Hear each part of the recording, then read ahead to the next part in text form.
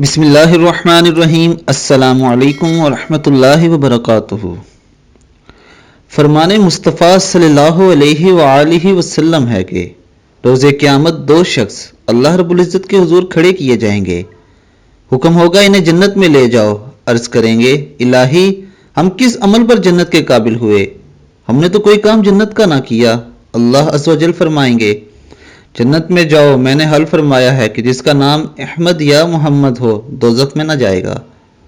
سبحان اللہ۔ دوستو، ہر مسلمان کی سب سے بڑی خواہش یہی ہے کہ قیامت کے دن اللہ تعالیٰ اسے بغیر حساب کتاب کے جنت میں داخل فرمائیں، اسے نبی کریم صلی اللہ علیہ وآلہ وسلم کی شفاعت حاصل ہو۔ اور دوستو، احمد یا محمد نام کے لوگ اللہ رب العزت کے حکم سے بغیر حساب کتاب کے جنت میں داخل ہو جائیں گے۔ اس لیے میری آپ سب سے یہ گزارش ہے کہ آپ اپنی اولاد کا نام لازمی احمد یا محمد رکھیں۔ ان کے نام کا ایک جز احمد یا محمد ہونا چاہیے، جیسے محمد اسلم، محمد زاہد، محمد شاہد، کچھ بھی اس طرح کا نام آپ رکھ سکتے ہیں، لیکن اس کے اندر احمد یا محمد کا لفظ ضرور شامل کریں۔